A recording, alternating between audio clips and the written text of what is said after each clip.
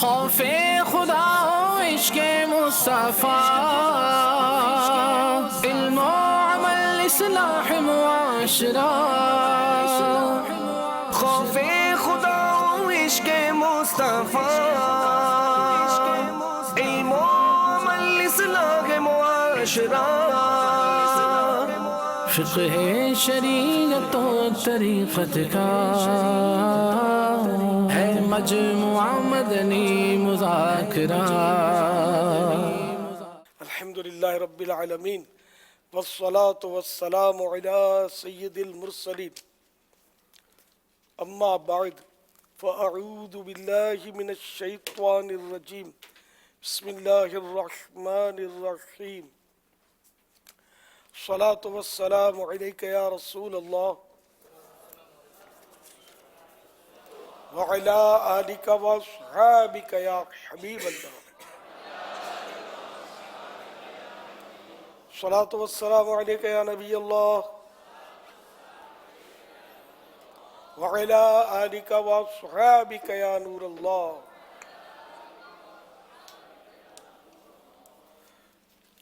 فرمان مصطفیٰ صلی اللہ تعالی علیہ وآلہ وسلم. مسلمان جب تک مجھ پر درود شریف پڑھتا رہتا ہے فرشتے اس پر رحمتیں بھیجتے رہتے ہیں. اب بندے کی مرضی ہے کم پڑھے یا زیادہ. صلو علی الحبیب صلی اللہ تعالی علی محمد. نویت سنت الاعتکاف. آج رمضان مبارک 1440 ہجری کا دوسرا روزہ ہے. عصر کی نماز پڑھ کر کثیر معتکفین عاشقان رمضان عالمی مدنی مرکز فیضان مدینہ میں جمع ہے. مدنی مذاکرے کا سلسلہ ہے. آپ سوالات کیجیے، ہر سوال کا جواب وہ بھی سوال دے پاؤں، یعنی درست دے پاؤں یہ ضروری نہیں. بند پڑا تو عرض کرنے کی کوشش کی جائے گی، بھول کرتا پائیں فوراً میری اصلاح فرمائیں. مجھے آئے بائے شائع کرتا اپنے موقع پر بلا وجہ اڑتا نہیں، شکریہ کے ساتھ رجوع کرتا پائیں گے انشاءاللہ عز و جل. صلو علی الحبیب.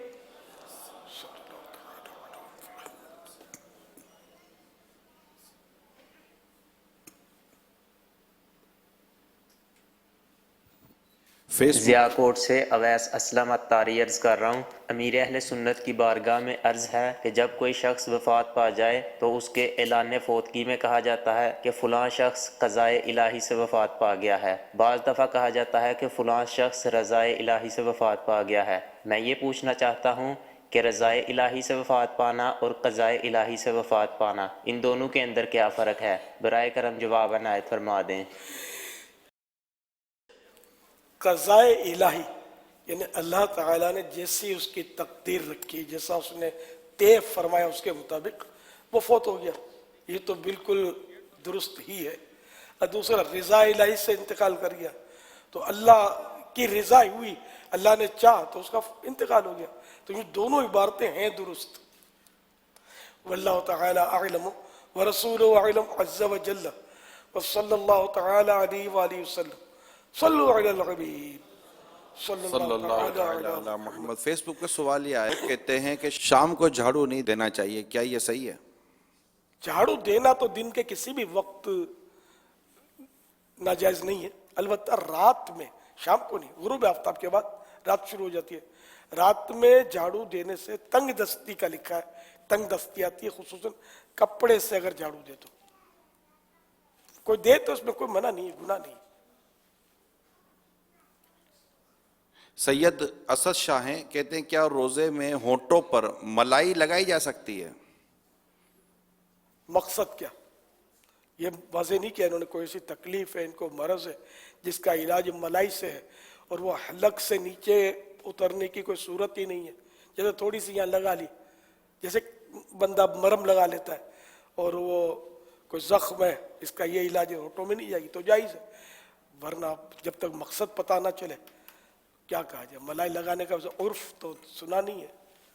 سردیوں میں پھٹتے ہیں اور لگاتے ہیں تو پتہ نہیں ہے. جل جائے نا تو لگاتے ہیں ملائی. جیسے کہ گرم پانی گر گیا ہاتھ پر یا تیل سے ہاتھ جل گیا تو فوراً ملائی لگانے سے وہ اس کے آبلے نہیں پڑتے कहते हैं कि वो उसके फोड़े जो उठते हैं ना बुलबुले, और ये नहीं पड़ते, फायदा होता है इससे।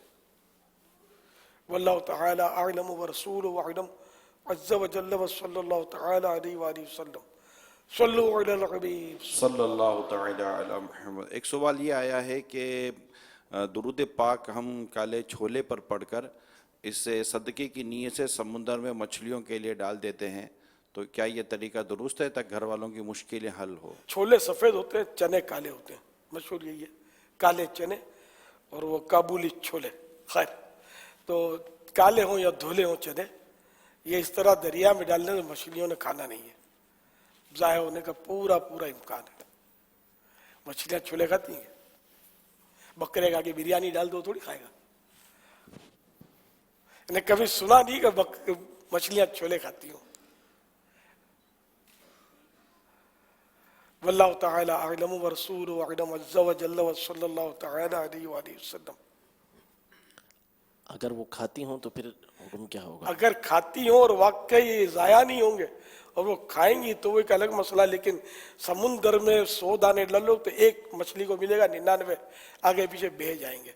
तो इसलिए समुंदर में ऐसी चीज़ें ना डाली जाए। और भी खाने वाली मुर्गियाँ घूम रही होती हैं, इनको बेचारियों को खिलाते हैं। मुर्गियाँ शायद चने खाती भी होंगी, बकरे तो शौक से खाते हैं। चने की दाल तो शायद मालदार लोग खिलाते होंगे, जान बनती है बकरे की से, तो जो खाए उसको खिलाया जाए। अब मछलियाँ और बकरियाँ भले खिलाएं, हम मछलियों को, बंदे भूखे मर रहे हैं, इन बेचारों को खिला दें, गरीबों के घरों पे देते हैं, तो इंशाल्लाह आपकी बीमारियाँ वो स्पीड से दूर होंगी इंशाल्लाह। आजकल तो वैसे ही मतलब रमज़ान शरीफ का महीना है, तो मैं तो वैसे तरगीब देता रहा हूँ कि इफ्तार वगैरह गरीबों के घरों में पहुँचाए, फल फ्रूट है, तो इस तरह गरीबों की हमारी मदनी बेटियाँ भी खा लेंगी। कि इस्लामी भाई तो फिर भी मस्जिद में आकर अपनी हसरत निकाल लेते हैं, ये कहाँ जाएंगी। सल्लु अलल हबीब सल्लल्लाहु तआला अला मुहम्मद। क्या रात को नाखून काट सकते हैं? जायज़ है, कोई मना नहीं है। आपने अभी जैसे भी फरमाया कि मछलियों को और इस तरह जानवरों को खिलाने के बजाय, लेकिन देखा यह गया है कि इस तरह कुछ हमदर्दी ज्यादा हो जाती है। होनी चाहिए, जानवरों को खिलाना कार्य सवाब है, माज़अल्लाह इसका इनकार नहीं है, लेकिन जानवर खाए तो। अब छतों पे पका हुआ पुलाव बिखेर देते हैं, कबूतर तो ही खाते हैं पका हुआ, वो कच्चे दाने खाते हैं, देखा रखे रहते हैं दाने सूखे सूखे, नहीं खाए होते कबूतरों ने। तो ये जऊ बाजरा जो जिसकी ग़िज़ा ना वो इसको खिलाया जाए। अब वो कीमती घास चारा बंदे को दे देंगे, खा तो कहाँ खाएगा यार। या बेल के आगे बिरयानी की देख खोल देंगे तो वो मुंह फेर लेगा, वो थोड़ी सी मुंह डालेगा। तो जिसकी जो ग़िज़ा वो उसको दी जाए, तो बंदों को भी खिलाया जाए। बेशक कीड़ियों को भी खिलाना सवाब है, परिंदों को खिलाना भी सवाब, जानवरों को खिलाना सवाब का काम है। मैं तो वैसे ही कहा कि अभी इतने दाने आप समुद्र में बिखेर रहे हैं चने के, तो किसी गरीब को दे दो यार, चने का आटा दे दो यार, पकौड़े पका लेंगे, रमजान शरीफ में खाएंगे, बच्चे दुआ देंगे। सल्लु अलल हबीब सल्लल्लाहु अलैहि वसल्लम। आपने भी कबूतर को दाने डालने का जैसा भी बताया, तो जैसे हमने भी देखा कि कबूतर को बाजरा डाला जाता है, मगर ऐसा लगता है कि शायद जैसे कि बाज मैंने देखता पहले कि कबूतर को पूरी एक बोरी एक आदमी लाता था और पूरे एक बोरी की पूरी कबूतर को बाजरा डाल देता था, और अब भी आदमी किलो आधा किलो बाजरा डाल देते हैं। लेकिन देखा ही जाता है कि ये बाजरे उड़ जाते हैं, कबूतर सारे के सारे बाजरे खाते नहीं हैं, मिट्टी में मिल जाते हैं वगैरह वगैरह। तो इसके लिए भी क्या कोई एहतियात करनी पड़ेगी? ये तरीका आप इस तरीके को कैसा समझते हैं? हम हरम तैयबा में तो बहुत डालते हैं, और फिर वो खुद्दाम जो वो उठा के ले जाते हैं इसको। तो ऐसी जगह डाला जाए कि जहाँ किसी के पेट में जाए, कबूतर के पेट में जाए, ऐसी जगह डाला जाए ज़ाया ना हो एक दाना भी, ये ख्याल रखना, वरना ना डाला जाए। अब जब ढेर लगा हो तो उस पर आपने क्या इजाफा करना है, क्यों करते इजाफा? आप डाल के चले जाएंगे, वो आएगा झाड़ू लेकर वो ले जाएगा, उसने थोड़ी आपका लिहाज करना कि बेचारे ने डाला तो पहले कबूतर ऊपर के इसके दाने खा लें। उनकी ड्यूटी होती है, अगर वो ना करें तो वहाँ तो ढेरों हो जाए, लोगों के चलने में रास्ते बंद हो जाए। इतना बाजरा और ज्वार वगैरह मक्के मदीने में लोग डालते हैं, अकीदत से डालते हैं, अच्छी बात है, लेकिन उसी सूरत में अच्छी बात है कि जब ज़ाया ना हो, खाए। तजर्बा तो यही है, जैसे अभी आप खुद फरमा रहे हैं, तो आपको नहीं लगता कि हज़ारों रियाल का बाजरा ये उठा लिया जाता होगा اور وہ باجرہ تھوڑی کسی کے کام آتا ہے، اڑ گیا. اب تو اسی طرح جیسے آپ نے کہا تھا کہ وہاں پر افطار وغیرہ کے لیے جو اہتمام کیا جاتا ہے اس میں بھی بہت سارا مال اٹھا لیا جاتا ہے. اذان ہو گئی تو اذان کے بعد تو کوئی کھائے گا نہیں، دسترخوان لپیٹا ڈال دیا. تو اب ان تمام تر جو چیزیں ہیں تو اس میں ہمارے لیے کیا اس میں سبق ہے، ہمیں کیا کرنا چاہیے؟ اب اس جگہ ڈھیر جہاں ڈالا ہوا ہے تو وہاں نہ ڈالا جائے. اب مکہ مدینے میں بھی ایسے گھر تو ہیں نا کہ جن گھروں میں دے دیا جائے. تو اس طرح مطلب یہ کہ ہے مال کا ضیاع بہت ہے، ضائع ہونا بہت ہے. تھوڑا ہوگا تو کھایا جائے گا، زیادہ ہوگا تو لوگ ادھر بھی مسجدوں میں جہاں مالداروں کے علاقے ہوتے ہیں وہاں ڈھیر لگ جاتے ہوں گے تھال، اور جہاں غریبوں کے علاقے ہیں وہاں کھجور اور اس طرح کی چیزیں ہوتی ہوں گی جو کم کھاتے ہوں گے لوگ اڑ جاتے ہوں گے. تو بہرحال مسجدوں میں پہنچانے کا رجحان ہے، تو اس لیے میں نے کالونیوں کا رخ کروایا کہ مسجدوں میں تو لوگ ویسے ہی دے رہے، آپ گھروں کا رخ کریں جہاں میری مدنی بیٹیاں بیچاریاں وہ بھی کھائیں، اسلامی بہنیں بھی کھائیں. صلو علی الحبیب صلی اللہ تعالی علی محمد. رات کو ناخن کاٹنے کے بارے میں اب کیا فرماتے ہیں؟ جائز ہے. اچھا، اب جیسے امیر سنت نے بھی جیسے فرمایا کہ رات کو ناخن کاٹنا جائز. اب یہ آیا سوال فیس بک پر، اور فیس بک پر جب یہ سوال آیا تو اب اسی فیس بک، اب چونکہ فیس بک والے پڑھ رہے ہوں گے، جو میں بھی جب میرے سامنے بھی سوالات کا سلسلہ جاری ہے تو میں بھی سوالات کر ہی رہا ہوں. سب سوالات نہیں کر سکوں گا، ایک تیزی کے ساتھ سوالات آ رہے ہوتے ہیں. لیکن اب اسی پہ فیس بک میں ایک سوال آیا کہ رات کو ناخن کاٹنے کے بارے میں، تو امیر سنت نے فرمایا جائز ہے. مگر ایک صاحب نے اسی فیس بک پہ جواب کیا دیا کہ رات میں ناخن نہیں کاٹ سکتے کیونکہ ان سے تنگ دستی آتی ہے. اب یہ جواب دے دیا کسی نے، فیس بک پر ہی دے دیا. تو اس طرح مطلب کہ جواب دینا کیسا؟ اب یہ جواب جتنے بھی فیس بک پہ بیٹھے ہوئے ہوں گے سب دیکھ رہے ہوں گے، پڑھ رہے ہوں گے، سن رہے ہوں گے. اب وہ ظاہر ہے کہ وہ مقابلہ کر رہا ہے، اس نے کوئی دلیل نہیں دی ہے. اچھا، اب دلیل میں نے نہیں دی تھی، اب دے رہا ہوں انشاءاللہ. اب وہ نکالنا یہ ایسا مسئلہ نہیں کہ جس کے لیے وہ دلائل کا انبار لگایا جائے اور براہین قاطعہ سے جس کو ثابت کیا جائے. وہ حرج کیا ہے؟ بال کاٹا، رات کو کاٹا، دن کو کاٹا، کیا حرج ہے؟ یہ خلیفہ ہارون رشید نے، یہ فتاوی ہندیہ، فتاوی عالمگیری فقہ حنفی کی مشہور کتاب ہے جس کو 100 سے زیادہ علماء نے مل کر، 400 علماء نے مل کر ترتیب دیا. حنفی علماء نے فتاوی ہندیہ جلد 5 صفحہ 358، دارالفکر بیروت کی چھپی ہوئی کتاب.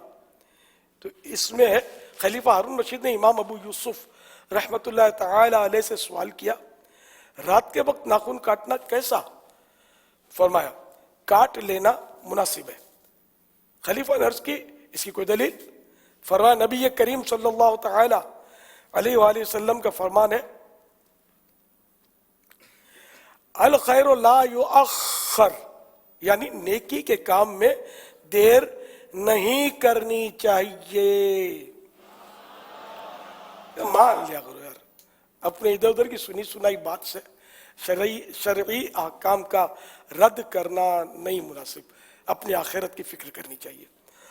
صلو علی الحبیب صلی اللہ تعالی علی محمد. ایک سوال یہ آیا کہ کنفیوژن ہے دور کر دیں کہ جب ڈکار آئے تو الحمدللہ کہنا چاہیے کہ استغفار کرنا چاہیے؟ الحمدللہ کہہ سکتے ہیں کہ ڈکار جو ہے نا یہ ایک مصیبت ہے. اب ڈکار آئی تو ایک مصیبت گئی، تو اس پر اللہ کا شکر ادا کرے، الحمدللہ کہے. اگر کوئی روزہ نہ رکھ سکے تو کفارہ کیا ہے؟ روزے کا کفارہ اس صورت میں نہیں کہ نہ رکھ سکے تو کفارہ ہو گیا، کوئی کفارہ نہیں ہے. روزہ رکھنا فرض ہے، اور اگر نہیں رکھا اللہ ندامت اور شرمندگی نصیب کرے تو توبہ کرے، اور قضا بہرحال کرنی ہی ہوگی. کفارے کی صورتیں دوسری ہیں. تہجد کے لیے نیند یہ شرط ہے یا افضل ہے؟ تہجد کے لیے 1 سیکنڈ بھی اگر آنکھ لگ گئی نا عشاء کے بعد، عشاء کی نماز پڑھنے کے بعد، تو تہجد کا وقت ہو گیا. اس میں یہ بستر بچھا کر اور لحاف اوڑھ کر سونا شرط نہیں ہے. بیٹھے بیٹھے بھی آنکھ لگ گئی تو تہجد کا وقت ہو گیا. سونا ضروری ہے. سونا ضروری ہے. جی. جب ہمارے مرنے کے بعد جو فرشتہ اور شیطان ساتھ ہوتا ہے وہ بھی مر جاتا ہے کیا؟ وہ نہیں. شیطان قید کر لیا جاتا ہے، کرامن کاتبین ان کو حکم دیا جاتا ہے وہ مومن کی قبر پر تشریف فرما رہے ہیں اور کچھ استغفار وغیرہ اور ذکر و اذکار کرتے رہیں اور مسلمان کی میت کو ایصال ثواب کرتے رہیں. صلو علی الحبیب صلی اللہ تعالی علی محمد. لیکن یہ یاد رہے کہ شیطان، تمام شیاطین، تمام جنات اور تمام فرشتوں کو بھی موت آئے گی، لیکن انسان کی موت کے ساتھ ان کا فوت ہونا یہ ضروری نہیں ہے. موت آئے گی، جب بھی آئے گی، اللہ جب چاہے گا. میں میرے اہل سنت سے یہ پوچھنا چاہتا ہوں کہ حضرت فاطمہ الزہرا رضی اللہ تعالی عنہا نے کل کتنی عمر پائی؟ سیدہ فاطمہ الزہرا رضی اللہ تعالی عنہا کی وفات پیارے آقا صلی اللہ تعالی علیہ وآلہ وسلم کے انتقال ظاہری کے تقریباً 6 ماہ بعد 3 رمضان المبارک 11 سن ہجری بمطابق 22 نومبر 633 سن ہجری بروز منگل 29 سال کی عمر میں ہوئی. 29 ایئرس جوانی میں انتقال ہوا. واللہ تعالی اعلم ورسولہ اعلم عز وجل وصلی اللہ تعالی علیہ وآلہ وسلم. صلو علی الحبیب صلی اللہ تعالی علی محمد. میرا امیر اہل سنت سے یہ سوال ہے کہ کیا مرد کو ہاتھوں پر مہندی لگانا جائز ہے؟ آج کل یہ بہت عام ہو چکا ہے کہ لوگ مرد اپنے ہاتھوں پر ڈیزائن والی مہندی لگاتے ہیں. مرد کو مہندی سے ہاتھ رنگنا یہ ناجائز ہے. یہاں تک کہ اگر چھوٹے لڑکے کو بھی اگر کوئی مہندی سے ہاتھ رنگے، چاہے اس کی ماں رنگے، تو وہ گناہ گار ہوگی. نابالغ کو گناہ نہیں ملتا، اس کو گناہ ملے گا. تو واللہ تعالی اعلم ورسولہ اعلم عز وجل وصلی اللہ تعالی علیہ وآلہ وسلم. صلو علی الحبیب صلی اللہ تعالی علی محمد. ابھی تہجد کا ایک سوال آپ سے کیا، کہہ رہے ہیں کہ یہ محمد اعظم علی ہیں کہ عشاء پڑھے بغیر سو گئے، اب اٹھے تو عشاء پڑھ کر دوبارہ سونا ہوگا تہجد کے لیے. انہیں عشاء پڑھے بغیر سو گئے، ہاں تو تہجد کا وقت تو نہ ہوا، بلکہ عشاء سے پہلے سونا بھی منع ہے. جماعت کا پورا خطرہ ہوتا ہے اس میں.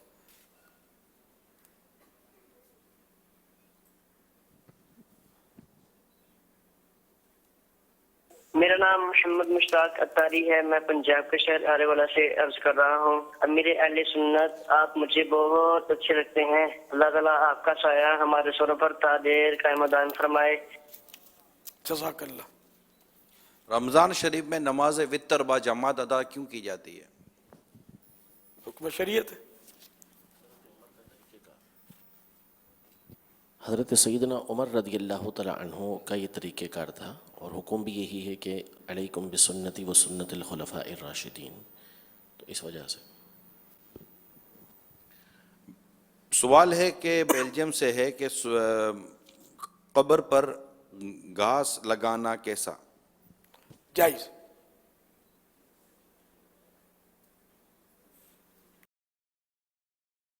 میرا نام شکیل احمد ہے اور کراچی سے بات کر رہا ہوں، دہلی کالونی سے. میرا سوال یہ ہے، تراویح کے اندر 20 رکعتیں ہوتی ہیں. شروع میں اگر یہ نیت کر لیں، میں نیت کرتا ہوں 20 رکعت نماز تراویح کی 2 رکعت کر کے، اور اس کے بعد جب جماعت کھڑی ہوتی ہے 2 رکعت کر کے، تو ہر 2 رکعت سے پہلے نیت نہ کریں اور ڈائریکٹ جب اللہ اکبر کر دیں. اس میں کوئی مذائقہ تو نہیں، یا الگ الگ ہی 2 رکعت کی نیت کرنی پڑے گی؟ برائے مہربانی میری اصلاح کیجیے. بہار شریعت حصہ چوتھا جلد اول 689 689 پیج، مسئلہ نمبر 7. احتیاط یہ ہے کہ جب 2 رکعت پر سلام پھیرے تو ہر 2 رکعت پر الگ الگ نیت کرے، اور اگر ایک ساتھ 20 رکعت کی نیت کر لی تب بھی جائز ہے. امیر علیہ سنت کی بارگاہ میں عرض ہے کہ کیا جناتوں کا قد انسانوں سے 10 گنا بڑا ہوتا ہے؟ دیکھا کس نے؟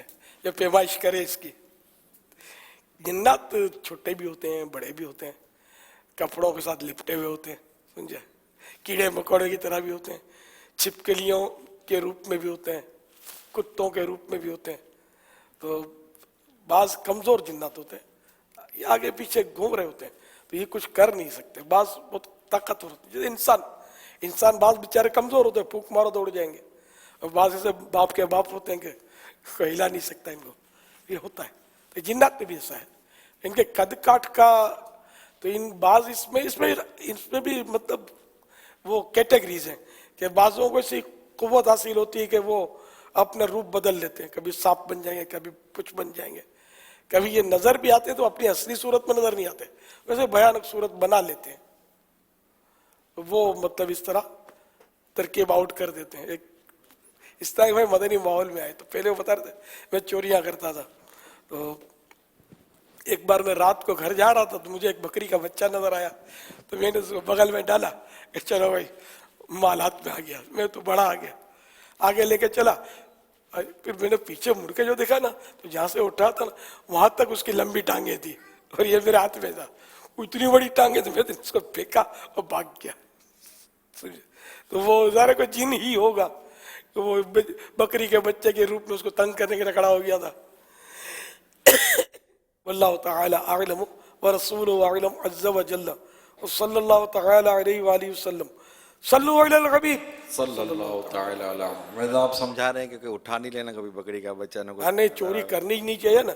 जब बकरी के बच्चे ने उसको कुछ नहीं बोला कि चलो ये अब दावत इस्लामी में अल्हम्दुलिल्लाह आ गया, उसकी किस्मत में था, उस तौबा ताइब हो गया, वरना वो छुरी लेकर गली में खड़े हो जाना और छीन लेना, इस तरह का होता। उन्हें उस दौर में ये होता था। अब तो पिस्ता नूरियत दावत इस्लामी की शुरू की बात करता हूँ। तो मतलब ये करना नहीं चाहिए काम, भले वो बकरी का बच्चा ना भी टकरे अपने को, अल्लाह से डर कर ये गुनाह छोड़ने वाले तौबा सच्ची करे, तौबा के तकाजे भी पूरे करे, वरना मौत बरहक है, फिर बहुत पछतावा होगा। पर जितने जी भी बातों का पछतावा होता है, या पुलिस के हत्थे चढ़ जाता है, तब भी ठीक ठाक आजमाइश में बंदा पड़ता है। बस तौबा कर ले, सच्ची तौबा कर ले। ये बातों का रास्ते में पैसे पड़े हुए मिल जाते हैं, पर्स पड़ा हुआ मिल जाता है, इस तरह की कोई चीज़ें पड़ी हुई मिल जाती हैं, तो ये उठाया ना जाए। अगर चाहे किसी को देने की नहीं है तो करना क्या चाहिए, ऐसे मौके पर मिल जाती हैं। अब इतने हज़ारों मोतकीफ़ हैं, किसी की कोई चीज़ पड़ी हुई मिल जाए, किसी के वज़ू खाने पर पड़ी हुई कोई चीज़ मिल जाएगी। तो अब ऐसी सूरत हाल के अंदर ये जो गिरी पड़ी चीज़ें होती हैं, आम नमाजी मस्जिद में जाते हैं, कोई रुमाल रख कर नमाज़ पढ़ रहा था, चला गया तो रुमाल रह गया उसका, कोई चश्मा रख कर नमाज़ पढ़ रहा था अपना, जैसे उमूमन नंबर के चश्मे तो लोग उमूमन उठा लेते हैं, लेकिन बाद दूसरे चश्मे भी होते हैं जो फिर रह जाते हैं, टोपियाँ रह जाती हैं, बहुत सारी चीज़ें रह जाती हैं। तो अब मिल गई मस्जिद के अंदर, किसी को बाहर मिल गया, तब करे क्या? बात जगह तो मकतब बने था, हमारे भी मकतब है गुमशुदा चीज़ों का, तो अब ये तरकीब यही है कि वहाँ जमा करवा दे।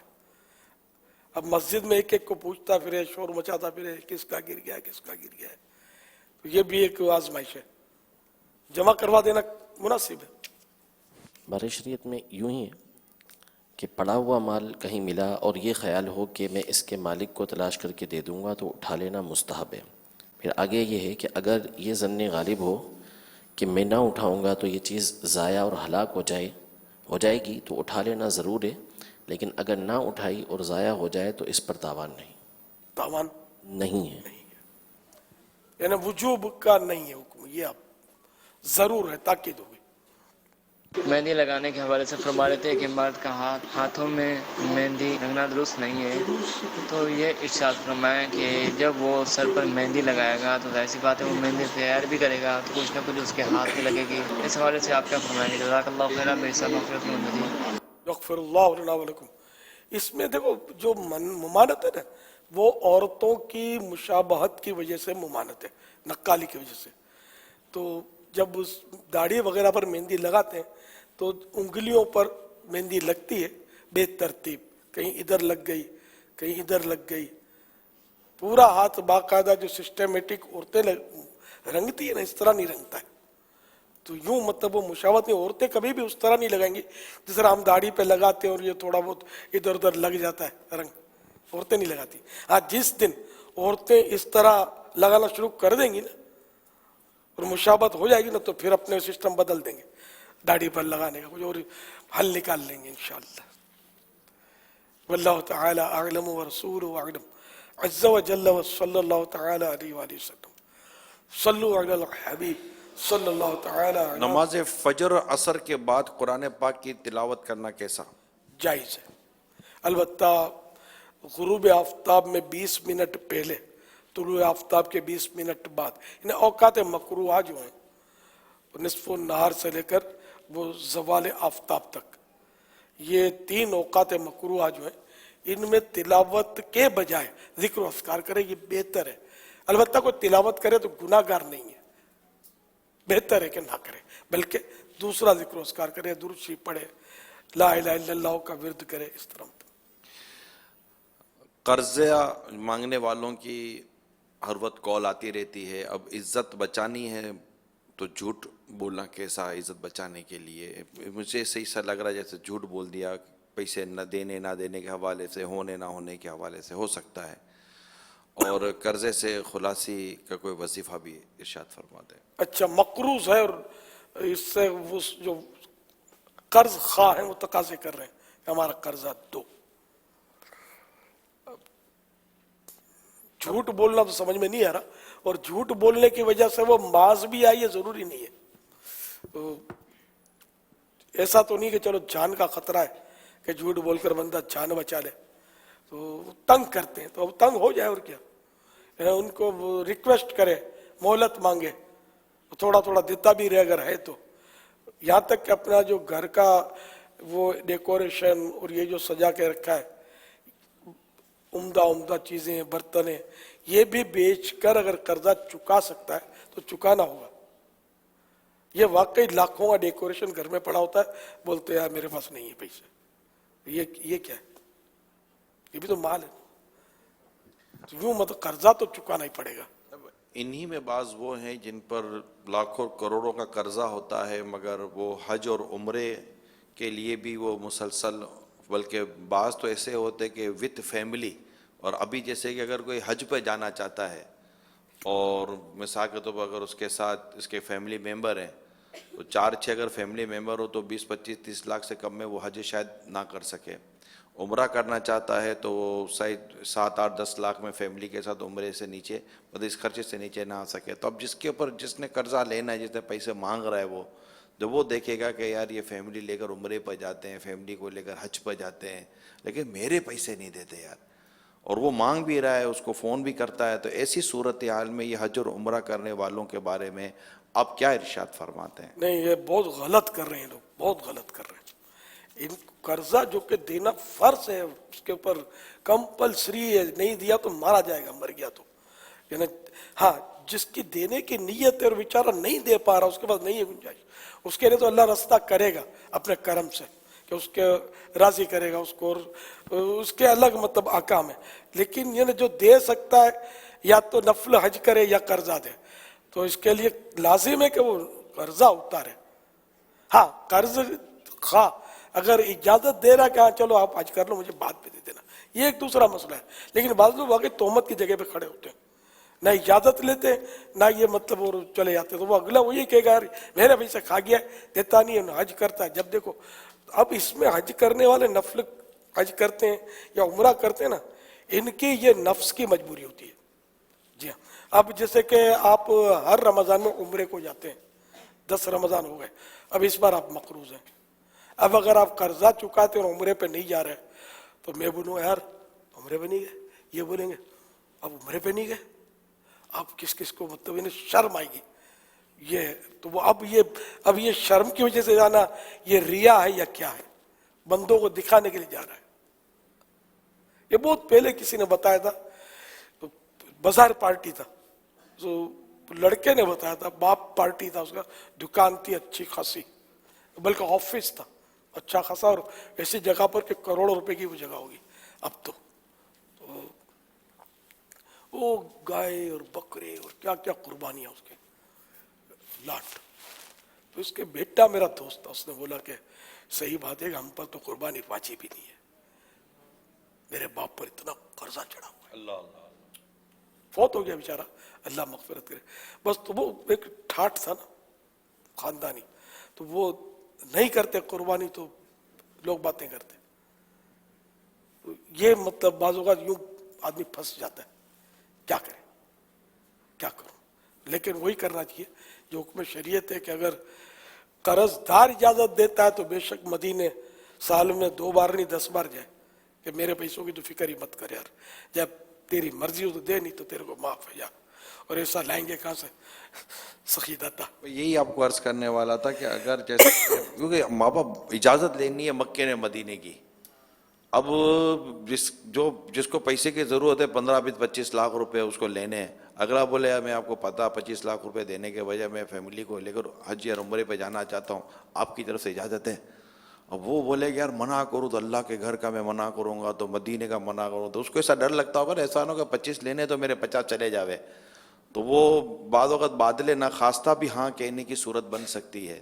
بادل ناخواستہ یہ نہیں ہے, یہ خوف کی وجہ سے اجازت دے رہا ہے, اللہ سے ڈرتے ڈر کر کہ یار اچھا ہے نا, نقصان نہ ہو. اجازت تو مل گئی نہیں. اصل میں یہاں جو سوال کا مقصد ہے وہ یہی ہے کہ وہ مجبور ہو جاتا ہے کہ یہ موقع ایسا ہے کہ وہ منع کرنا چاہے گا تو بھی نہیں منع کر سکتا.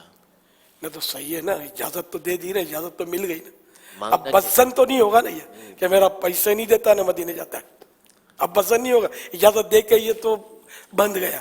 اصل میں وہ یہی سمجھے گا نا کہ میں جو ہے وہ یہاں جو سوال کا مقصد ہے ایسے سے اجازت لینا کیسا. اجازت تو لینے کا لکھا ہوا ہے, اجازت لے. ہاں تو اب وہ جس سینس میں بھی اجازت دے, اجازت تو مل گئی نا. اب وہ اپنے مطلب اس کا الٹرا ساؤنڈ تھوڑی کریں گے کہ اجازت کس سینس میں دی ہے, اجازت دے دی, دیٹس آل. اب مڑ کے دیکھے نہیں, میں سچے دل سے اجازت دیتے ہو گے نہیں, پھر نہ بول دے گا تو پھر پھنس جاؤ گے. اجازت ہے جزاک اللہ کہ نکل جائے, میں مدینے چلا. صلو علی الحبیب صلی اللہ تعالی علی محمد. میں امیر سنت سے ایک مختصر سوال یہ عرض کروں گا کہ دعا کا ایک خاص وقت ہوتا ہے, مدنی چینل پر براہ راست دعا نشر ہو رہی ہوتی ہے. مجھے ایسا لگتا ہے کہ اسلامی بہنوں کی شاید ایک تعداد اس ٹائم پر کچن میں تلنے میں اور پکانے میں مصروف ہوتی ہوگی. کیا انہیں یہ مشورہ دیا جا سکتا ہے کہ وہ 5-7 منٹ پہلے, اسپیشلی میں باب المدینہ کی بات کروں گا کراچی کی, کیونکہ ہمارے جو دعا کے ٹائمنگ ہیں وہ زیادہ تر باب المدینہ کراچی سے متعلق ہوتے ہیں, ہم ہیں ہی باب المدینہ کراچی میں. تو یہ تو اب اس میں بھی لاکھوں لاکھ ہو سکتا ہے مدنی چینل پر دعاؤں میں شریک ہوتے ہوں, لیکن یہ بیچاری اسلامی بہنیں یہ کچن میں وہ تازہ تازہ گرم گرم پکانے میں لگی ہوئی ہوں گی. اب ہاٹ پوٹ وغیرہ کے تو رواج ہے, تو کیا یہ نہیں ہو سکتا کہ آپ تھوڑا پہلے پکا کر, تو بھلے وہ اتنا ٹھنڈا نہ ہو جائے گرم, تو 5-7 منٹ پہلے بھی کچھ بھی کر کے دعا میں کسی صورت اسلامی بھائی اسلامی بہنیں سب شامل ہو جائیں, اور گھر کے جو مرد حضرات ہیں وہ بھی اس معاملے میں اپنے گھر کی اسلامی بہنوں کے ساتھ تعاون کریں کہ وہ بھی آ کر جیسے کہ دعا میں شامل ہو جائیں. اس معاملے میں کیا فرماتے ہیں بیچاری؟ ایسا کہ بیچاریاں آپ کہہ رہے ہیں, ان بیچاریاں واقعی بیچاریاں ہوتی ہیں. اصل بیچارہ سیٹ ہو جائے نا تو بیچاری کہیں نہیں جاتی, وہ دعا میں بیٹھ جائے گی. یہ بیچاریاں سن بھی نہیں سکتی ہوں گی کیونکہ بیچارہ ڈنڈا لے کر آتا ہوگا نا, یہ تل اور وہ پکا اور وہ ڈش کہاں ہے, اور یہ کچا رہے گا اور یہ پکا رہے گا, نمک ڈال دیا, جب دیکھو مدنی چینل پر بیٹھی رہتی ہے. یہ بھی ہوتا ہوگا. تو اس لیے بیچاروں کو اگر ہدایت مل جائے گی نا تو بیچاریاں بھی انشاءاللہ ترکیب میں آ جائیں گی. مدنی بیٹیوں سے زیادہ ہمدردیاں ہیں آپ کو؟ ظاہر بیٹی تو ہوتی اچھی لگتی ہے نا باپ کو یار. تو بہرحال یہ کہ ہر اسلامی بھائی ایسا نہیں ہوتا جو سختی کرے, لیکن ان کو بھی اپنا جو بھی پروسیجر ہے وہ پورا کرنا ہوتا ہے, اور وہ جلدی جلدی کرنا ہوتا ہے. یہ تراویح بھی جلدی جلدی ہوتی ہے. پھر جو گھر میں افطار کرتے ہیں ان میں ایک تعداد ہے جو شوقین ہوتی ہے کہ نماز مغرب جماعت سے مسجد میں پڑھنی ہے. جی یوں مطلب ان کا, تو یہ مدنی مذاکرہ بھی اسلامی بہنیں نہیں سن پاتی ہوں گی کہ یہ ان کی بالکل پک ٹائم ہے مصروفیت کا پکانے کا. اور ہم سمجھتے ہیں لاکھوں ناظرین اور ناظرات بس یہ چلتا ہوگا مدنی چینل سامنے چل رہا چل رہا ہوگا, اور ہاں کا نہ اور نہ کہاں سمجھ رہی ہوتی ہوں گی, کچھ کا کچھ ہو جاتا ہوگا. تو اب اس کا حل بھی کیا کریں؟ اس ٹائم پر بھی ایک تعداد ہوتی ہوگی کہ گھر کے سارے افراد مل کر پکاتے بھی نہیں ہیں، بعض اوقات ایک دو کے اوپر ذمہ داریاں زیادہ ڈالی جاتی ہیں. بہو نوکرانی کی طرح بیچاری کو لگا کے رکھتے ہیں. حالانکہ کم از کم رمضان میں تو بہو کا ہاتھ بٹانا چاہیے نا. سب جگہ نہیں ہوتا ہوگا. تو بہرحال یہ کہ ظلم تو کسی پر بھی نہیں ہونا چاہیے اور رمضان شریف کے علاوہ بھی نہیں ہونا چاہیے. اللہ تعالی ہم سب کو انصاف کی توفیق عطا فرمائے. نہ بہو بری ہے نہ بھابھی بری ہے، سب اللہ کے بندے ہیں. سب کے ساتھ انصاف اور سب کے ساتھ شفقت رحمت کا برتاؤ ہونا چاہیے. نہ ساس بری ہے، بہو کو بھی چاہیے کہ ساس پر شفقت کرے اپنی ماں کی طرح، اس کا خیال رکھے گی تو انشاءاللہ محبتوں میں اضافے ہوں گے. اللہ رمضان کی برکتیں ہم سب کو نصیب فرمائے. خوف خدا و عشق مصطفیٰ، علم و عمل اصلاح معاشرہ. خوف خدا و عشق مصطفیٰ، علم و عمل اصلاح معاشرہ. فقہ شریعت و طریقت کا